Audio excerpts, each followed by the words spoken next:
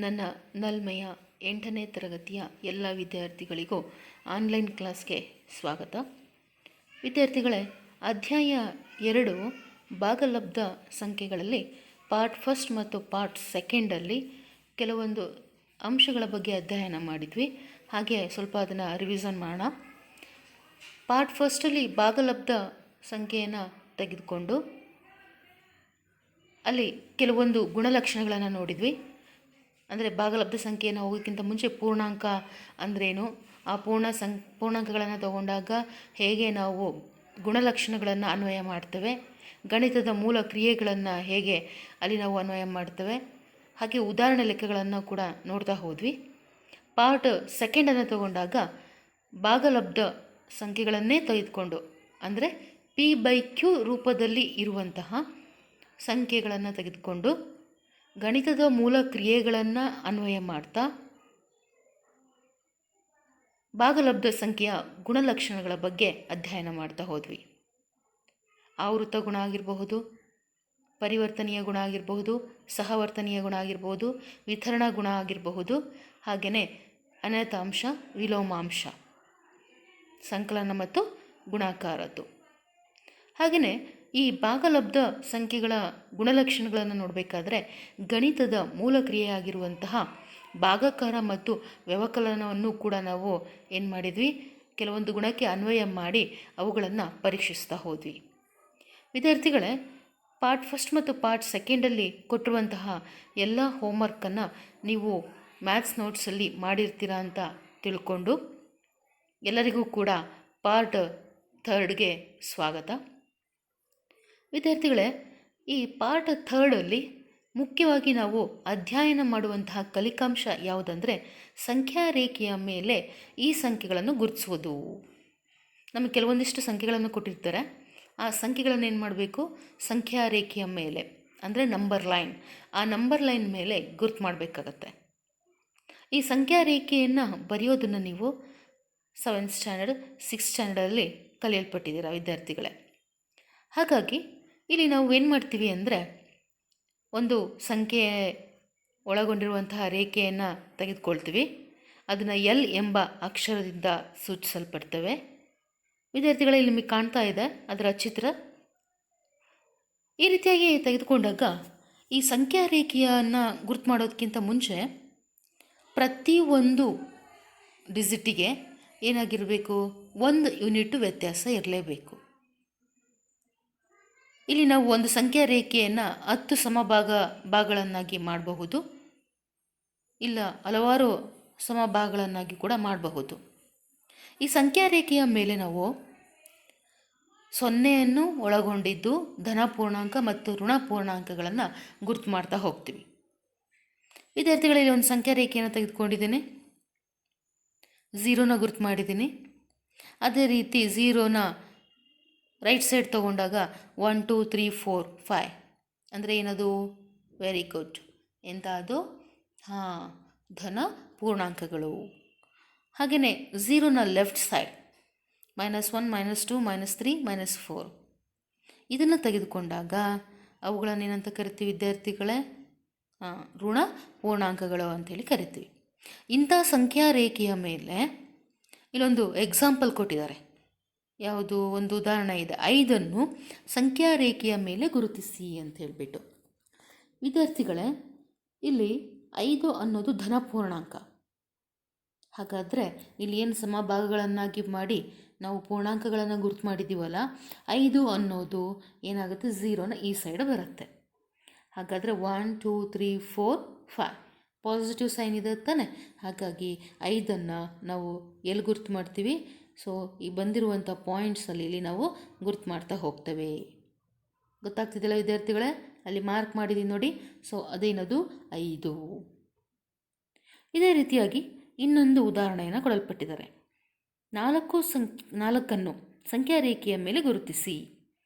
4 ಅನ್ನೋದೇನು, ಅದು ಕೂಡ positive number, ಧನ ಪೂರ್ಣಾಂಕ. ಈಗ 5 ಹೆಂಗೆ ಗುರುತು ಮಾಡಿದ್ವೋ ಅದೇ ರೀತಿ 4 ಕೂಡ ಗುರುತು ಮಾಡಬಹುದು. ಇದು ಕೂಡ ನಿಮ್ಗೆ ಈಸಿ ಆಗುತ್ತಲ್ಲ ವಿದ್ಯಾರ್ಥಿಗಳೇ. 0ನ ಈ ಸೈಡ್ ತೊಗೊಳ್ಳಿ. ಸೊ 4 ಇಲ್ಲಿ ಕಂಡು ಬರುತ್ತೆ. ಅಲ್ಲೇನು ಮಾಡ್ತೀವಿ ನಾವು, ಒಂದು ಡಾಟೆಡ್ ಲೈನನ್ನು ಇಟ್ಬಿಡಿ, ಒಂದು ಡಾಟನ್ನು ಇಡಿ.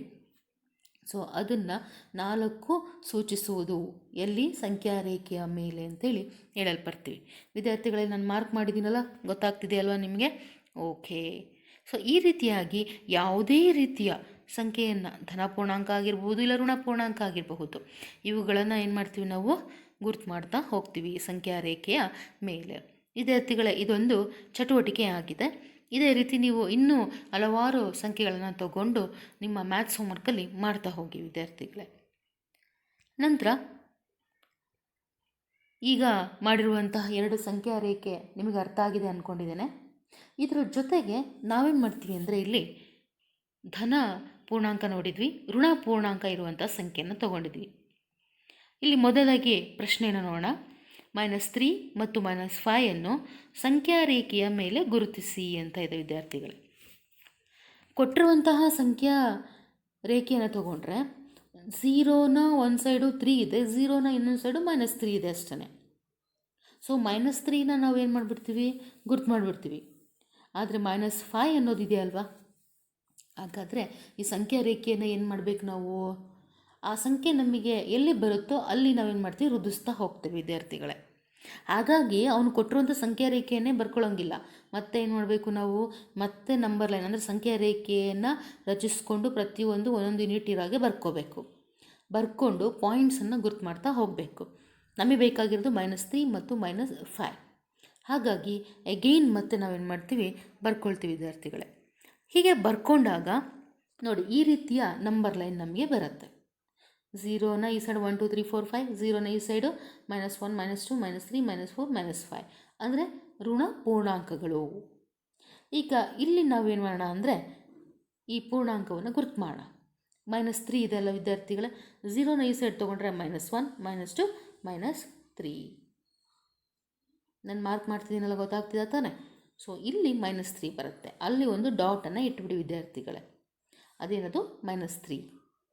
ಹಾಗೆಯೇ -5 ಇದೆ, -3 ಆದಮೇಲೆ -4 ಮತ್ತು -5 ಎರಡೂ ಕೂಡ ಋಣ ಪೂರ್ಣಾಂಕಗಳನ್ನೇ ಕೊಟ್ಟಿದ್ದಾರೆ. ಹಾಗಾಗಿ ನಾವೇನು ಮಾಡ್ತೀವಿ, ಅದನ್ನೇ ನಾವು ಗುರ್ತು ಮಾಡ್ತಾ ಹೋಗ್ತೀವಿ ವಿದ್ಯಾರ್ಥಿಗಳೇ. √5 ಅಲ್ವಾ, ಅಲ್ಲಿ ಮಾರ್ಕ್ ಮಾಡಿದ್ದೀನಿ -5ಗೆ. ಈ ರೀತಿಯಾಗಿ ನಾವೇನು ಮಾಡ್ತೀವಿ, ಧನ ಪೂರ್ಣಾಂಕ ಆಗಿರ್ಬೋದು ಇಲ್ಲ ಋಣ ಪೂರ್ಣಾಂಕಗಳಾಗಿರ್ಬೋದು, ಇವುಗಳನ್ನು ಸಂಖ್ಯಾ ರೇಖೆಯ ಮೇಲೆ ಗುರ್ತು ಮಾಡ್ತಾ ಹೋಗ್ತೀವಿ. ಇದಲ್ದಲೇ ವಿದ್ಯಾರ್ಥಿಗಳೇ, ಕೆಲವೊಂದು ಇನ್ನೂ ಋಣ ಮತ್ತು ಧನ ಪೂರ್ಣಾಂಕ ಇರುವಂತಹ ಸಂಖ್ಯೆಗಳನ್ನು ಕೊಡಲ್ಪಟ್ಟಿದೆ. ನೆಕ್ಸ್ಟ್ ಕ್ವಶನ್ ನೋಡಿ ವಿದ್ಯಾರ್ಥಿಗಳೇ. -4 4 -5 7 ಮತ್ತು -5 ಅನ್ನು ಸಂಖ್ಯಾ ರೇಖೆಯ ಮೇಲೆ ಗುರುತಿಸಿ ಅಂತ ಇದೆ. ಈಗ ಆಲ್ರೆಡಿ ಇಷ್ಟು ಲೆಕ್ಕ 3 ಲೆಕ್ಕಗಳು ಅರ್ಥ ಆಗಿದೆ ಅಂತ ತಿಳ್ಕೊಂಡಿದ್ದೀನಿ. ಈ ಲೆಕ್ಕವನ್ನು ವಿದ್ಯಾರ್ಥಿಗಳೇ ನೀವೇ ನಿಮ್ಮ ಮ್ಯಾಥ್ಸ್ ಹೋಮ್ವರ್ಕಲ್ಲಿ ಮಾಡಿಬಿಡಿ. ಓಕೆ, ಅರ್ಥ ಆಗಿದೆ ಅಲ್ವಾ? ಏನೂ ಡೌಟ್ಸ್ ಇಲ್ಲ ತಾನೆ? ಹಾಗಾದರೆ ಮುಂದೆ ಹೋಗೋಣ ವಿದ್ಯಾರ್ಥಿಗಳೇ. ಇದುವರೆಗೂ ನಾವು ಏನು ನೋಡಿದ್ವಿ, ಪೂರ್ಣಾಂಕಗಳ ಬಗ್ಗೆ, ಧನ ಪೂರ್ಣಾಂಕ ಋಣ ಪೂರ್ಣಾಂಕವನ್ನು ತಗೊಂಡು ಸಂಖ್ಯಾ ರೇಖೆಯ ಮೇಲೆ ಹೇಗೆ ಗುರ್ತು ಮಾಡುವಂಥದ್ದು ಅಂತ. ಹಾಗಾದರೆ ಈ ಸಂಖ್ಯಾ ರೇಖೆಯ ಮೇಲೆ ಭಾಗಲಬ್ಧ ಸಂಖ್ಯೆಗಳು ಅಂದರೆ P/Q ರೂಪದಲ್ಲಿರುವಂಥ ಸಂಖ್ಯೆಗಳನ್ನು ಹೇಗೆ ಗುರ್ತು ಮಾಡುವುದು ಅನ್ನೋದನ್ನು ನೋಡ್ತಾ ಹೋಗೋಣ ವಿದ್ಯಾರ್ಥಿಗಳೇ. ಮೊದಲನೇ ಉದಾಹರಣೆಯನ್ನು ತಗೊಳ್ಳಿ. -12 -3/4 -5/2 ಅನ್ನು ಸಂಖ್ಯಾ ರೇಖೆಯ ಮೇಲೆ ಗುರುತಿಸಿ ಅಂತ ಇದೆ. ಸೊ ಇಲ್ಲಿ ನಾವು ಸಂಖ್ಯಾ ರೇಖೆಯ ಮೇಲೆ ಗುರ್ತು ಮಾಡಬೇಕಾದ್ರೆ P/Q ರೂಪದಲ್ಲಿದೆ ವಿದ್ಯಾರ್ಥಿಗಳೇ. ಆದರೆ ಸಂಖ್ಯಾ ರೇಖೆಯ ಮೇಲೆ 1 2 3 4 5 6 ಒಂದೊಂದು ಯೂನಿಟ್ ಡಿಫ್ರೆನ್ಸ್ ಇದೆ ಅಷ್ಟೇ. ಈ ಮೈನಸ್ನ ಬಿಟ್ಬಿಡಿ, ಆಮೇಲೆ ನೋಡೋಣಂತೆ. ಹಾಫ್ ಅಷ್ಟೇ ತಗೊಳ್ಳಿ.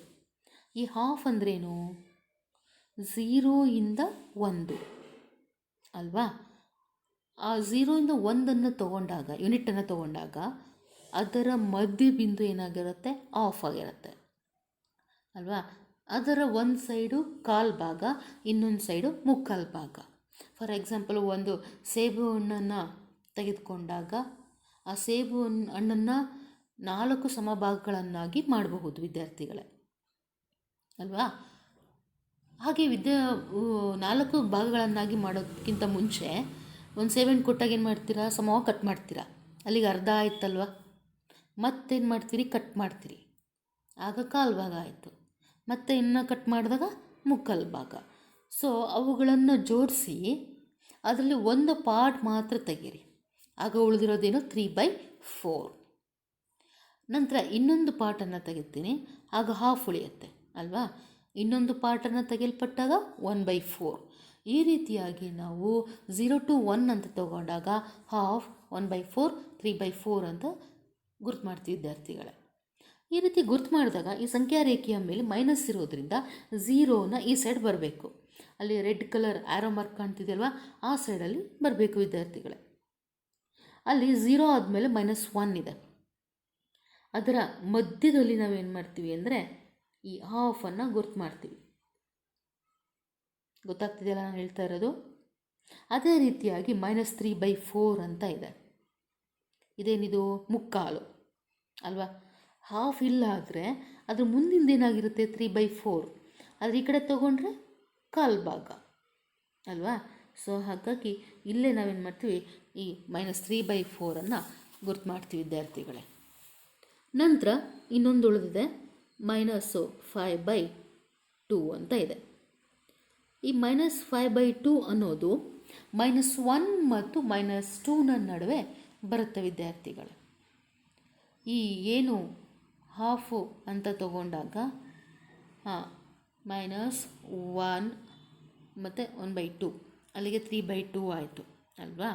ಹಾಗಾದರೆ ಅಲ್ಲಿ ನಮಗೆ 5 ಬರಲ್ಲ. ಅದ್ರ ಮುಂದಿನ ನೋಡಿ -2 ಮತ್ತು -3 ತೊಗೊಂಡಾಗ ಹಾಫ್ ಅಂದರೆ 1/2, -2 ಸೇರಿಸೋಣ, 2 4, 4 1 5. ಹಾಗಾದರೆ -2 ಮತ್ತು -3 ಏನು ಬರುತ್ತೆ? -5/2 ಬರುತ್ತೆ. ಹಾಗಾಗಿ ಈ -2 ಮತ್ತು -3 ನಾವೇನು ಮಾಡ್ತೀವಿ, ಈ -5/2 ಗುರ್ತು ಮಾಡ್ತೀವಿ ವಿದ್ಯಾರ್ಥಿಗಳೇ. ಈ ರೀತಿಯಾಗಿ ನೀವು ಭಾಗಲಬ್ಧ ಸಂಖ್ಯೆಗಳನ್ನು ಸಂಖ್ಯಾ ರೇಖೆಯ ಮೇಲೆ ಗುರ್ತು ಮಾಡಬೇಕು. ಹಾಗಾಗಿ ನಿಮಗೆ ಪ್ರಾಕ್ಟೀಸ್ ಆಗಲಿ ಅನ್ನೋ ದೃಷ್ಟಿಯಿಂದ ಇನ್ನೊಂದು ಲೆಕ್ಕವನ್ನು ಕೊಟ್ಟಿದ್ದೀನಿ ವಿದ್ಯಾರ್ಥಿಗಳೇ. -2/3, 5/4, 7/2, -3/2 ಸಂಖ್ಯಾ ರೇಖೆಯ ಮೇಲೆ ಗುರುತಿಸಿ ಅಂತ ಇದೆ. ಇದನ್ನು ಕೂಡ ನಿಮ್ಮ ನೋಟ್ಸಲ್ಲಿ ಬರ್ಕೊಂಡು ಈ ಪಾಯಿಂಟ್ಸನ್ನು ನೀವು ಅಲ್ಲಿ ಗುರ್ತು ಮಾಡ್ತಾ ಹೋಗಿ ಡಾಟೆಡ್ ಲೈನಲ್ಲಿಡಿ. ಅಲ್ಲಿ ಏನು ನಂಬರ್ ಇದೆಯೋ ಆ ನಂಬರನ್ನು ಸಂಖ್ಯಾ ರೇಖೆಯ ಮೇಲೆ ಬರೆದ್ರಿ ವಿದ್ಯಾರ್ಥಿಗಳೇ. ನಂತರ ಇದುವರೆಗೂ ನಾವು P/Q ರೂಪದಲ್ಲಿರುವಂತಹ ಭಾಗಲಬ್ಧ ಸಂಖ್ಯೆಗಳನ್ನು ಗುರ್ತು ಮಾಡೋದು ಹೇಗೆ ಅಂತ ನೋಡಿದ್ವಿ. ಇಲ್ಲಿ ಕೆಲವು ಏನು ಮಾಡಿದ್ದಾರೆ ಅಂದರೆ ಮಿಶ್ರ ಭಿನ್ನರಾಶಿಯನ್ನು ಕೊಡಲ್ಪಟ್ಟಿದ್ದಾರೆ. ಈ ಮಿಶ್ರ ಭಿನ್ನರಾಶಿಯನ್ನು ಸಂಖ್ಯಾ ರೇಖೆಯ ಮೇಲೆ ಹೇಗೆ ಗುರ್ತು ಮಾಡೋದು? ನಮಗೆ P/Q ರೂಪದಲ್ಲಿರುವಂಥ ಸಂಖ್ಯೆಗಳನ್ನೇ ಗುರ್ತು ಮಾಡಲಿಕ್ಕೆ ಸ್ವಲ್ಪ ಕಷ್ಟ ಆಗುತ್ತಲ್ಲ ವಿದ್ಯಾರ್ಥಿಗಳ ನಿಮಗೆ. ಸೊ ಅದನ್ನು ಈಸಿ ಮಾಡಿದ್ದೇನೆ. ಹಾಗಾದರೆ ಈ ಏನು ಮಿಶ್ರ ಭಿನ್ನರಾಶಿ ರೂಪದಲ್ಲಿರೋದನ್ನು ವಿಷಮ ಭಿನ್ನರಾಶಿಗೆ ಕನ್ವರ್ಟ್ ಮಾಡಿಕೊಂಡ್ರೆ ಆಗ ಇನ್ನೂ ಈಸಿ ಆಗುತ್ತಲ್ಲ. P/Q ರೂಪದಲ್ಲಿ ಬರೆಯುತ್ತೆ. ಈಗ ಹೇಳ್ಕೊಟ್ನಲ್ಲ, ಅದೇ ಥರನೇ ಏನು ಮಾಡಬಹುದು ನಾವು, ಬದಲಾವಣೆ ಮಾಡಿ ಬರಿಬಹುದು. ಮೊದಲೇ ತೆಗೆದುಕೋಣ. -4 1/2 ಇದೆ. ಇದನ್ನು ವಿಷಮಕ್ಕೆ ಪರಿವರ್ತನೆ ಮಾಡಿದರೆ 4 2 8, 8 1 9 ಅಂತ ಆಗುತ್ತೆ ವಿದ್ಯಾರ್ಥಿಗಳು. ಇದು ನಾವೇನು ಮಾಡಬೇಕು, ಸಂಖ್ಯಾ ರೇಖೆಯ ಮೇಲೆ ಗುರ್ತು ಮಾಡಬೇಕು. ಮಾಡ್ಬೋದಲ್ವಾ? ಅದೇ ರೀತಿಯಾಗಿ ಇನ್ನೊಂದು -3 1/4, 4 3 12, 12 1 13, 13/4. ವಿದ್ಯಾರ್ಥಿಗಳು ಇವೆಲ್ಲ ಮೈನಸ್ ಇದ್ದಾವೆ. ಹಾಗಾಗಿ 0ನ ರೆಡ್ ಲೈನ್ ಏನಿದೆಯಲ್ವ, ಈ ಲೈನಲ್ಲೇ ಬರಬೇಕಾಗತ್ತೆ. -5 1/6. ಇದನ್ನು 6 30, 31 31, 31/6. ಸೊ ಇದನ್ನು ಕೂಡ ಏನು ಮಾಡಬೇಕು, ನೀವು ಸಂಖ್ಯಾ ರೇಖೆಯ ಮೇಲೆ ಗುರ್ತು ಮಾಡಬೇಕು ವಿದ್ಯಾರ್ಥಿಗಳೇ. ಇದನ್ನು ಕೂಡ ನೀವೇ ಮಾಡಿ, ತುಂಬ ಈಸಿ ಇದೆ. ನೀವು ಮಾಡೋದರಿಂದ ನಿಮ್ಮ ಸ್ಕಿಲ್ ಬೆಳವಣಿಗೆ ಆಗ್ತಾ ಹೋಗುತ್ತೆ, ಕೌಶಲ್ಯ. ಹಾಗೆಯೇ ಇವುಗಳನ್ನು ನೀವು ಬಿಡಿಸ್ತಾ ಹೋದಂಗೆ ನಾವು ಎಲ್ಲಿ ತಪ್ಪು ಮಾಡಿದ್ದೀವಿ, ಯಾವುದನ್ನು ತಿದ್ದುಕೊಂಡ್ರೆ ಹೇಗೆ ಸರಿ ಮಾಡಬಹುದು ಅನ್ನೋದನ್ನು ನಿಮಗೆ ಪ್ರಾಕ್ಟೀಸ್ ಆಗ್ತಾ ಹೋಗುತ್ತೆ. ಆ ದೃಷ್ಟಿಯಿಂದ ಈ ಎಲ್ಲ ಲೆಕ್ಕಗಳನ್ನು ನಾನು ನಿಮಗೆ ಕೊಡ್ತಾ ಇದ್ದೀನಿ. ಇವನ್ನ ನೋಟ್ಸಲ್ಲಿ ಅಥವಾ ಇಲ್ಲಾಂದರೆ ಮ್ಯಾಥ್ಸ್ ಹೋಮ್ವರ್ಕಲ್ಲಿ ಬಿಡಿಸ್ಬಿಡಿ ವಿದ್ಯಾರ್ಥಿಗಳೇ. ಇನ್ನೊಂದು ಪ್ರಶ್ನೆ ಇದೆ ನೋಡಿ ವಿದ್ಯಾರ್ಥಿಗಳೇ. -2 4 ಹಾಫ್, -4 ಹಾಫ್ ಅಂದರೆ ಅದೇ ಈಗೇನು ನೋಡಿದ್ವಲ್ಲ, ಈ ಎಲ್ಲ ಮಿಕ್ಸ್ ಮಾಡಿ ಕೊಡಲ್ಪಟ್ಟಿದ್ದಾರೆ ವಿದ್ಯಾರ್ಥಿಗಳೇ. ಅಂದರೆ ಧನ ಪೂರ್ಣಾಂಕ ಆಗಿರ್ಬೋದು, ಋಣ ಪೂರ್ಣಾಂಕ ಆಗಿರ್ಬೋದು, P/Q ರೂಪದಲ್ಲಿರುವಂಥ ಸಂಖ್ಯೆಗಳು ಅಂದರೆ ಭಾಗಲಬ್ಧ ಸಂಖ್ಯೆಗಳು. ಇದರ ಜೊತೆಗೆ ಇಲ್ಲಿ ಮಿಶ್ರ ಭಿನ್ನರಾಶಿ ಇರುವಂಥ ಸಂಖ್ಯೆಗಳನ್ನು ಕೊಟ್ಟಿದ್ದಾರೆ. ಒಂದೇ ಸಂಖ್ಯೆಯ ರೇಖೆಯ ಮೇಲೆ ಈ ಎಲ್ಲ ಏನು ಅಂಶಗಳಿದ್ದಾವೆ ಅವಷ್ಟು ಸಂಖ್ಯೆಗಳನ್ನು ನಾವು ಗುರುತು ಮಾಡಬೇಕು. ಇದನ್ನು ಕೂಡ ನೀವೇ ಮಾಡಿ ವಿದ್ಯಾರ್ಥಿಗಳೇ ಹೋಮ್ವರ್ಕಲ್ಲಿ. ಓಕೆ, ಗೊತ್ತಾಗಲಿಲ್ಲ ಅಂದರೆ ನಾವು ಮುಂದೆ ಚರ್ಚೆ ಮಾಡ್ತಾ ಹೋಗೋಣ ಅಂತ. ಇದಾದ ಮೇಲೆ ಇಲ್ಲಿ ಕೆಲವೊಂದು ಭಾಗಲಬ್ಧ ಸಂಖ್ಯೆಗಳನ್ನು ಕೊಟ್ಟಿದ್ದಾನೆ ವಿದ್ಯಾರ್ಥಿಗಳೇ. ಇವುಗಳನ್ನು ಆರೋಹಣ ಕ್ರಮದಲ್ಲಿ ಬರೀರಿ ಅಂತ ಹೇಳಿದ್ದಾರೆ. 5/8 -5/6 -7/4 ಮತ್ತು 3/5 ಅಂತ ಇದೆ. ಇಲ್ಲಿ ಇವು ಕೊಟ್ಟಿದ ತಕ್ಷಣ ಭಾಗಲಬ್ಧ ಸಂಖ್ಯೆಗಳನ್ನು ಆರೋಹಣ ಕ್ರಮದಲ್ಲಿ ಬರಲಿಕ್ಕೆ ಸಾಧ್ಯ ಇಲ್ಲ. ಹಾಗಾದರೆ ಏನು ಮಾಡಬೇಕು? ಈ ಛೇದಗಳ ಲಾಸವನ್ನು ತಗೋಬೇಕು. ಛೇದ ಒಂದೇ ಬರುವಾಗೆ ಪರಿವರ್ತನೆ ಮಾಡಿದಾಗ ಅವುಗಳನ್ನು ಆರೋಹಣ ಇಲ್ಲ ಅವರೋಹಣ ಕ್ರಮದಲ್ಲಿ, ಅಂದರೆ ಏನು, ಇಳಿಕೆ ಕ್ರಮ ಮತ್ತು ಏರಿಕೆ ಕ್ರಮದಲ್ಲಿ ಈಸಿಯಾಗಿ ಬರಿತಾ ಹೋಗ್ಬೋದು ವಿದ್ಯಾರ್ಥಿಗಳೇ. ಹಾಗಾಗಿ ಛೇದಗಳ ಲಾಸವನ್ನು ತಗೊಂಡಾಗ 8, 6, 4 ಮತ್ತು 5 ಅಲ್ಲಿಗೆ ಏನಾಗುತ್ತೆ, ಬಿಡಿಸಿ ವಿಸ್ತರಿಸಿ ಬರ್ಕೊಂಡ್ರೆ, ಅಂದರೆ ಅಪವರ್ತನಗಳನ್ನು ತೊಗೊಂಡ್ರೆ 2 2 4, 4 2 8, 8 3 24, 24 5 ಎಷ್ಟು? Very good, 120. ಇದು ಏನಾಗಿದೆ? ಲಾಸಹವಾಗಿದೆ. ಈ ಪ್ರತಿಯೊಂದು ಭಾಗಲಬ್ಧ ಸಂಖ್ಯೆಗೆ ಆ ಛೇದ ಏನಿದೆಯಲ್ಲ 120 ಅದನ್ನು ಬರುವಂತೆ ಮಾಡಬೇಕು. ಅಲ್ಲಿಗೆ ತೆಗೆದುಕೊಂಡ್ರೆ ಅಂದರೆ ಛೇದ 120 ಬರಬೇಕು. ಆ ರೀತಿಯಾಗಿ ದತ್ತ ಸಂಖ್ಯೆಗಳಿಗೆ ನಾವು ಬೇರೆ ಸಂಖ್ಯೆಯನ್ನು ಗುಣಿಸ್ಬೇಕು. ಅದ್ಯಾವುದು ನೋಡೋಣ.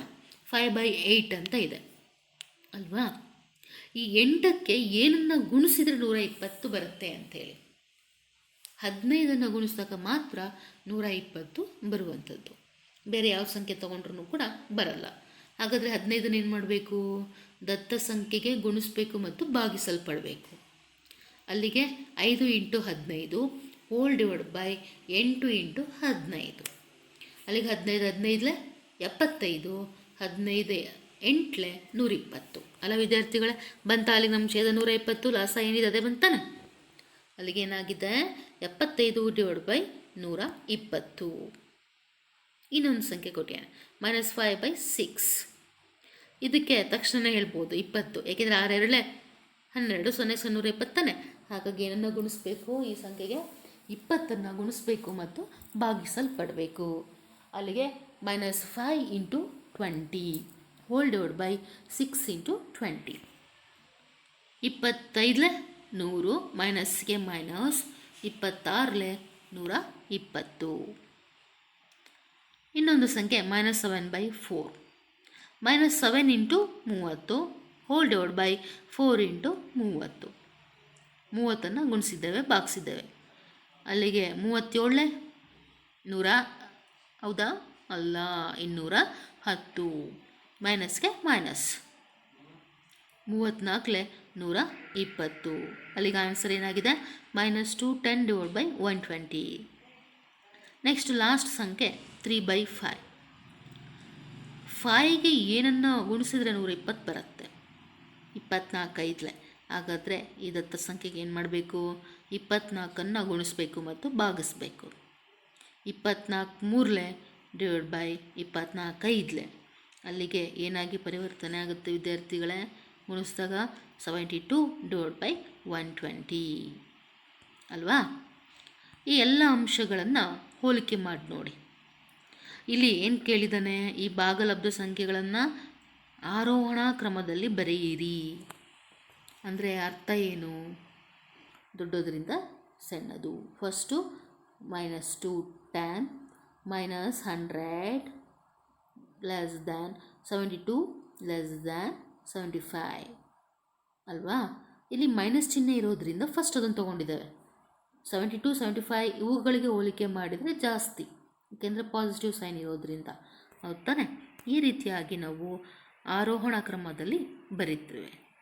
ಇದನ್ನೇ ನಾವು ಆ ಛೇದ 120 ಇದೆಯಲ್ಲ ಅದನ್ನು ಅನ್ವಯ ಮಾಡಿದರೆ -210 divide by 120 less than -100 divide by 120 less than 72 divide by 120 less than 75 divide by 120.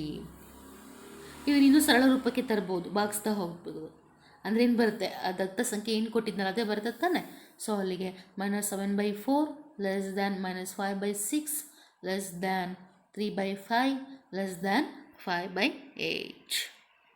ಆದ್ದರಿಂದ ಈ ಎಲ್ಲ ಭಾಗಲಬ್ಧ ಸಂಖ್ಯೆಗಳು ಏನಾಗಿದೆ, ಆರೋಹಣ ಕ್ರಮದಲ್ಲಿ ಇದ್ದಾವೆ ಅಂತ ಹೇಳಿಬಿಟ್ಟು ಕರಿತೀವಿ ವಿದ್ಯಾರ್ಥಿಗಳೇ. ಈ ಲೆಕ್ಕ ಅರ್ಥ ಆಗಿದೆ ಅಂತ ತಿಳ್ಕೊಳ್ತೀನಿ. ತುಂಬ ಇಂಪಾರ್ಟೆಂಟು, ಇದನ್ನು 2 ಮಾರ್ಕ್ಸಿಗೆ ಎಕ್ಸಾಮಲ್ಲಿ ಕೇಳಲ್ಪಡ್ತಾರೆ. ನಂತರ A/B ಮತ್ತು C/D ಈ ಭಾಗಲಬ್ಧ ಸಂಖ್ಯೆಗಳ ಸರಾಸರಿಯನ್ನು ಕಂಡುಹಿಡಿಯೋದು ಹೇಗೆ? ವಿದ್ಯಾರ್ಥಿಗಳಲ್ಲಿ A/B ಲೆಸ್ ದ್ಯಾನ್ C/D ಆಗಿರಲಿ ಅಂತೇಳಿ ತಗೊಂಡಿದ್ದೇವೆ. ಇದು ಜಸ್ಟ್ ನಾವು ಅಸ್ಯೂಮ್ ಮಾಡ್ಕೊಂಡಿರೋದಷ್ಟೇ, ನಾವು ಸರಾಸರಿನ ಹೆಂಗೆ ಫೈಂಡ್ ಔಟ್ ಮಾಡ್ಬೋದು ಅಂಥೇಳಿ ಅಂತ. ಇಲ್ಲಿ ಸರಾಸರಿ ಆಗಿರೋದ್ರಿಂದ ವಿದ್ಯಾರ್ಥಿಗಳೇ, ಎರಡು ಸಂಖ್ಯೆ ಇದೆ, ಅದನ್ನೇನು ಮಾಡಬೇಕು, 2ರಿಂದ ಭಾಗಿಸಿದಾಗ ಮಾತ್ರ ಗೊತ್ತಾಗುತ್ತಾನೆ. ಅಂದರೆ ಆ 2 ಸಂಖ್ಯೆಯನ್ನು ಕೂಡಿಬಿಟ್ಟು 2 ಸಂಖ್ಯೆಯಿಂದನೇ ಭಾಗಿಸಿದರೆ ಆಗ ನಮಗೆ ಸರಾಸರಿ ಸಿಗುವಂಥದ್ದು. ಹಾಗಾಗಿ A/B + C/D ಇದರ ಮೊತ್ತ ಎಷ್ಟಿದಾವೆ ಸಂಖ್ಯೆಗಳು? 2 ಇದೆ. 2ರಿಂದ ಏನು ಮಾಡಬೇಕು, ಇದನ್ನು ಭಾಗಿಸ್ಬೇಕು. So A/B + C/D /2. ಸೊ ಅಲ್ಲಿಗೆ ನಾವು ಅಂಶವನ್ನು ತೆಗೆದುಕೊಂಡಾಗ ಸಹ BD ಆಗುತ್ತೆ. ಅಲ್ಲಿಗೆ ಆ BDಯನ್ನು ನಾವು ಪ್ರತಿಯೊಂದು ಭಾಗಲಬ್ಧ ಸಂಖ್ಯೆಗೆ ಗುಣಿಸಿದಾಗ ಅಂಶದಲ್ಲಿ AD + BC ಅಂತ ಉಳಿಯುತ್ತೆ. ಹಾಗಾಗಿ BDಯನ್ನು ಛೇದಕ್ಕೆ ತೆಗೆದುಕೊಂಡು ಹೋಗೋಣ. ಅಲ್ಲಿಗೆ ಏನಾಗಿ ಪರಿವರ್ತನೆ ಆಗುತ್ತೆ ಸಮೀಕರಣ, AD + BC / 2BD. ಇದೇನು ಬಂದಿದೆಯಲ್ಲ, ನಾವು ವಾಸ್ತವವಾಗಿ ತೆಗೆದುಕೊಂಡಾಗ ಇದು A/B less than AD + BC / 2BD less than C/D ಅಲ್ಲಿ ಕಂಡುಬರುತ್ತೆ. ಇದಕ್ಕೆ ನಾವು ಇಲ್ಲಿ ಸ್ವಲ್ಪ ಮಾಡಿಫೈ ಮಾಡಿದ್ದೇವೆ. ಏನಂತ, A/B less than AD + BC / 2BD is equal to cross multiplication ವಿದ್ಯಾರ್ಥಿಗಳೇ, A × 2BD is equal to B × AD + BC ಅಂಥೇಳಿ ಒರೆ ಗುಣಾಕಾರವನ್ನು ತೆಗೆದುಕೊಂಡು ಗುಣಿಸಲ್ಪಟ್ಟಿದ್ದಾವೆ. ಅಲ್ಲಿಗೆ ಗುಣಿಸಿದಾಗ ಏನು ಬರುತ್ತೆ, 2AD less than AD + BC. ಎರಡೂ ಕಡೆ B ಇರೋದ್ರಿಂದ ಬಿಯನ್ನು ಏನು ಮಾಡಿದ್ದಾವೆ, ಕ್ಯಾನ್ಸಲ್ ಮಾಡಿದ್ದಾವೆ, ಅಂದರೆ ರದ್ದುಪಡಿಸಲಾಗಿದೆ. ಹಾಗಾದರೆ ಅಲ್ಲಿಗೆ ಇನ್ನೇನು ಉಳಿಯುತ್ತೆ, very good, AD less than BC. ಇದನ್ನೇ ನಾವು ಭಾಗಲಬ್ಧ ಸಂಖ್ಯೆ ರೂಪದಲ್ಲಿ ಬರೆದ್ರೆ A/B ಲೆಸ್ ದ್ಯಾನ್ C/D ಅಲ್ವಾ ವಿದ್ಯಾರ್ಥಿಗಳೇ, ಇದಲ್ವ ನಾವು ತಗೊಂಡಿರುವಂಥದ್ದು. ಹಾಗಾಗಿ ಯಾವುದೇ 2 ವಿಭಿನ್ನ ಭಾಗಲಬ್ಧ ಸಂಖ್ಯೆಗಳ ನಡುವೆ ಮತ್ತೊಂದು ಭಾಗಲಬ್ಧ ಸಂಖ್ಯೆ ಇರುತ್ತೆ ಅಂತ ಹೇಳಿ ಅರ್ಥ. ಈ ರೀತಿಯಾಗಿ ನಾವು ಕನ್ಕ್ಲೂಷನ್ಗೆ ಬರ್ತೀವಿ ವಿದ್ಯಾರ್ಥಿಗಳೇ. ಹಾಗಾದರೆ ಒಂದು ಉದಾಹರಣೆಯನ್ನು ತೆಗೆದುಕೊಳ್ಳೋಣ, ಹೇಗೆ ಸರಾಸರಿಯನ್ನು ಕಂಡುಹಿಡಿಯುವಂಥದ್ದು. ಇದುವರೆಗೂ ಸಾಂಕೇತಿಕವಾಗಿ ಪ್ರೂವ್ ಮಾಡಿದ್ವಿ. ಒಂದು ಉದಾಹರಣೆಯನ್ನು ತೆಗೆದುಕೊಂಡಾಗ ನಿಮಗೆ ಈಸಿಯಾಗಿ ಅರ್ಥ ಆಗುತ್ತೆ ವಿದ್ಯಾರ್ಥಿಗಳೇ. ಹಾಗಾಗಿ ಎಕ್ಸಾಂಪಲ್ 4/5, 2/3 ಮತ್ತು 5/6 ಇದರ ಸರಾಸರಿ ಕಂಡುಹಿಡಿಯಿರಿ. ಮೊದಲು ಏನು ಮಾಡಬೇಕು, ಛೇದ ಒಂದೇ ರೀತಿಯಾಗಿ ತಗೋಬೇಕು, ಹೌದಾನೆ? ಹಾಗಾದರೆ ಆ ಛೇದಗಳ ಲಾಸವನ್ನು ತೆಗೆದುಕೊಳ್ಳೋಣ. 5, 3, 5, 6 ಅಲ್ಲಿಗೆ ಎಷ್ಟಾಗುತ್ತಿಲ್ಲ ಸಹ 30 ಬರುತ್ತೆ. ಈಗ ಛೇದಗಳನ್ನು 30 ಮಾಡಬೇಕು. ಹಾಗಾಗಿ ಏನು ಮಾಡಬೇಕು, ಪ್ರತಿಯೊಂದು ಭಿನ್ನರಾಶಿಯನ್ನು ಕನ್ವರ್ಟ್ ಮಾಡಬೇಕು 30 ಬರೋಂಗೆ ಅಲ್ವಾ. ಹಾಗಾದರೆ ಇಲ್ಲಿ ಫಸ್ಟ್ ಒಂದು 4/5 ಅಂದರೆ 6×5 30, ಅಂಶದಲ್ಲಿ 6×4 24. ಹಾಗಾಗಿ 24/30. 2/3 ವೆರಿ ಗುಡ್, 3/10. ಹಾಗಾದರೆ ಇದು 2/10. ಅಲ್ಲಿಗೆ 2/3 ಏನಾಗಿ ಕನ್ವರ್ಟ್ ಆಗುತ್ತೆ, 20/30. ನೆಕ್ಸ್ಟ್ ಮುಂದಿನ ಸಂಖ್ಯೆ 5/6. 6×5 30, 5×5 25. ಅಲ್ಲಿಗೆ 25/30. ಈ ಅಂಶಗಳನ್ನೆಲ್ಲ ಕೂಡಿ 3ರಿಂದ ಭಾಗಿಸ್ಬೇಕು. ಎಷ್ಟಿದಾವೆ, 1, 2, 3, 3 ಇದಾವೆ ತಾನೆ. ಹಾಗಾಗಿ ಇವುಗಳನ್ನೆಲ್ಲ ಕೂಡಿದಾಗ 60 9/3 ಆಗುತ್ತೆ. ಅಲ್ಲಿಗೆ ಇದನ್ನು ಭಾಗಿಸಲ್ಪಟ್ಟರೆ ಏನು ಬರುತ್ತೆ ವಿದ್ಯಾರ್ಥಿಗಳೇ? 23 ಬರುತ್ತೆ. ಆದ್ದರಿಂದ ಸರಾಸರಿ 23/30 ಅಂತ ಹೇಳ್ತೀವಿ. ಯಾಕೆಂದರೆ ಇಲ್ಲಿ ಛೇದ ಒಂದೇ ಇರೋದರಿಂದ ನಾವೇನು ಮಾಡ್ಬೋದು? ಎಲ್ಲ ಸಂಖ್ಯೆಗಳನ್ನು ಡೈರೆಕ್ಟಾಗಿ ಕೂಡಬಹುದು.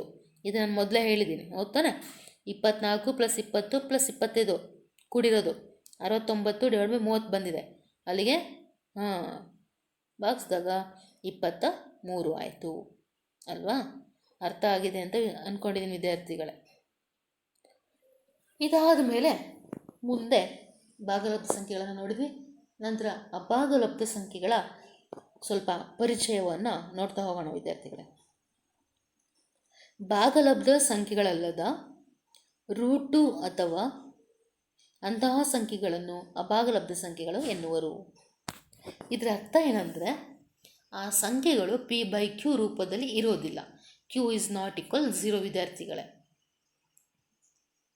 p/q ರೂಪದಲ್ಲಿ ಯಾವ್ಯಾವುದು ಸಂಖ್ಯೆಗಳು ಇಲ್ಲೋ ಅವೆಲ್ಲ ಅಭಾಗಲಬ್ಧ ಸಂಖ್ಯೆಗಳು ಅಥವಾ ಇರ್ಯಾಷನಲ್ ನಂಬರ್ ಅಂತ ಹೇಳಿ ಕರಿತೀವಿ.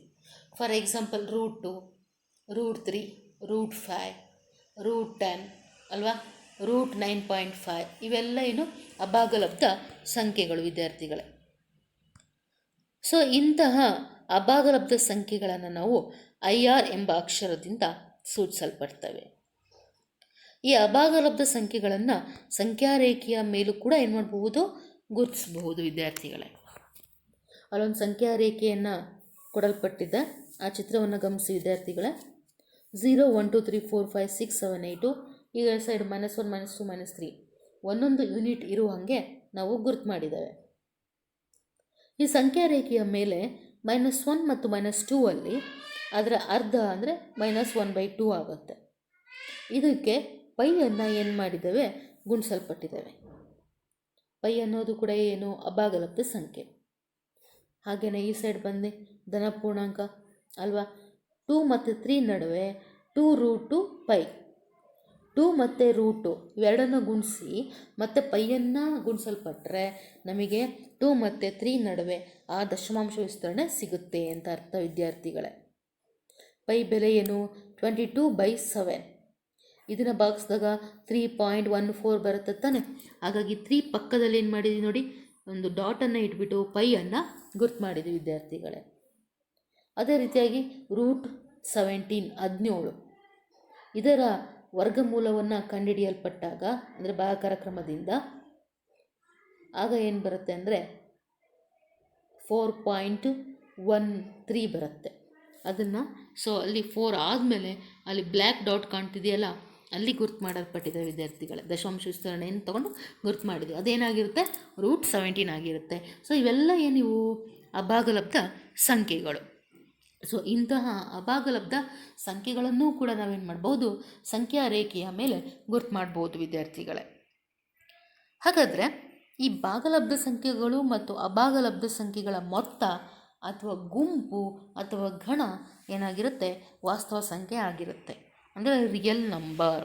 ಇದನ್ನು R ಎಂಬ ಅಕ್ಷರದಿಂದ ಸೂಚಿಸಲ್ಪಡ್ತೀವಿ ವಿದ್ಯಾರ್ಥಿಗಳೇ. ಇದುವರೆಗೂ ಏನು ಅಧ್ಯಯನ ಮಾಡಿದ್ವಲ್ಲ, ಇದಕ್ಕೆ ಸಂಬಂಧಪಟ್ಟಂತಹ ಕೆಲವು ಪ್ರಶ್ನೆಗಳನ್ನು ಕೊಟ್ಟಿದ್ದೀನಿ ವಿದ್ಯಾರ್ಥಿಗಳೇ, ಉತ್ತರಿಸಿ ಅನ್ನೋದರಲ್ಲಿ. ಮೊದಲನೇ ಕ್ವಶನು, ಈ ಮುಂದಿನ ಭಾಗಲಬ್ಧ ಸಂಖ್ಯೆಗಳನ್ನು ಸಂಖ್ಯಾರೇಖೆಯ ಮೇಲೆ ಸೂಚಿಸಿ. -8/5, 3/8, 2/7, 12/5, 45/13. ಇದು ಮಾಡ್ತೀವಿ ಅಂತ ಅಂದ್ಕೊಂಡಿದ್ದೀನಿ ವಿದ್ಯಾರ್ಥಿಗಳೇ. ಸೆಕೆಂಡ್ ಒನ್ ತೊಗೊಂಡಾಗ 2/5 ಮತ್ತು 3/5 ನಡುವೆ ಒಂದೇ ಛೇದವನ್ನು ಹೊಂದಿರುವ 5 ಭಾಗಲಬ್ಧ ಸಂಖ್ಯೆಗಳನ್ನು ಬರೆಯಿರಿ. ಇದನ್ನು ಕೂಡ ನೋಡಿದ್ವಿ ನಾವು ಎಕ್ಸಾಂಪಲಲ್ಲಿ. ಅದನ್ನು ಮಾದರಿಯಾಗಿಟ್ಕೊಂಡು ಈ ಲೆಕ್ಕವನ್ನು ಹೋಮ್ವರ್ಕಲ್ಲಿ ಬಿಡಿಸಿ ವಿದ್ಯಾರ್ಥಿಗಳೇ. ಮೂರನೇ ಲೆಕ್ಕ ತಗೊಂಡಾಗ ಛೇದವು 80 ಆಗಿರುವಂತೆ 0 ಮತ್ತು 1 ನಡುವೆ ಎಷ್ಟು ಭಾಗಲಬ್ಧ ಸಂಖ್ಯೆಗಳಿವೆ? ಅದನ್ನು ಕಂಡುಹಿಡಿಯಬೇಕು ವಿದ್ಯಾರ್ಥಿಗಳೇ. ಇದು ಕೂಡ ಈಸಿ ಇದೆ. ಅಲ್ಲಿ ನಾನು ಒಂದು ಲೆಕ್ಕವನ್ನು ಮಾಡಿಸಿದ್ದೀನಿ ತಾನೆ, ಆದರೆ ಇದು 0 to 1 ಕೇಳಿದ್ದಾರೆ, ಅಷ್ಟೇ ಡಿಫ್ರೆನ್ಸು. ನಾಲ್ಕನೇ ಲೆಕ್ಕ, ಅಂಶ ಮತ್ತು ಛೇದಗಳ ಮೊತ್ತವು 70 ಆಗಿರುವಂತೆ 0 ಮತ್ತು 1 ನಡುವೆ ಎಷ್ಟು ಭಾಗಲಬ್ಧ ಸಂಖ್ಯೆಗಳಿವೆ? ಇದನ್ನು ಸ್ವಲ್ಪ ಯೋಚನೆ ಮಾಡಿ ನೀವು ಮಾಡ್ತಾ ಹೋಗಿ. ಗೊತ್ತಾಗಲಿಲ್ಲ ಅಂದರೆ ನಂತರ ಮುಂದಿನ ಕ್ಲಾಸ್ನಲ್ಲಿ ಇದನ್ನು ಚರ್ಚೆ ಮಾಡೋಣ ವಿದ್ಯಾರ್ಥಿಗಳೇ. ಈ ಎಲ್ಲ ಪ್ರಶ್ನೆಗಳನ್ನು ಮ್ಯಾಥ್ಸ್ ಹೋಮ್ವರ್ಕಲ್ಲಿ ಮಾಡ್ತೀರಾ ಅಂತ ಅಂದ್ಕೊಂಡಿದ್ದೇನಲ್ಲ, ಮಾಡಲೇಬೇಕು ವಿದ್ಯಾರ್ಥಿಗಳೇ. ಇದಾದ ಮೇಲೆ ಇಲ್ಲಿ ನಾನು ಒಂದು ಟ್ರೂ ಆರ್ ಫಾಲ್ಸ್ ಅನ್ನುವಂತಹ ಕೆಲವು ಪ್ರಶ್ನೆಗಳನ್ನು ಕೊಟ್ಟಿದ್ದೇನೆ. ಫಸ್ಟ್ ಕ್ವಶನ್ ತೊಗೊಂಡಾಗ A+B = B+A, ಇದು ಯಾವ ಗುಣವನ್ನು ಹೊಂದಿದೆ? ಈಗ ಆಲ್ರೆಡಿ ಎಲ್ಲ ಗುಣಗಳನ್ನು ನಾವು ಅಧ್ಯಯನ ಮಾಡಿದ್ದೇವೆ ಅಲ್ವಾ? ಹಾಗಾದ್ರೆ ಇದನ್ನು ಡೈರೆಕ್ಟಾಗಿ ಹೇಳ್ಬೋದಲ್ವಾ? ಪರಿವರ್ತನೀಯ ಗುಣ, ಆ ಗುಣ ಇದೇನಾಗ್ತದೆ, ಸ್ಯಾಟಿಸ್ಫೈ ಆಗ್ತಾಯಿದೆ. ಸೊ ಹಾಗಾಗಿ A+B = B+A. ಹಾಗಾದರೆ ಫಸ್ಟ್ ಕ್ವಶನ್ ಏನು? ರೈಟ್. ನೆಕ್ಸ್ಟ್ ಒನ್ ತೊಗೊಂಡ್ರೆ A+B+C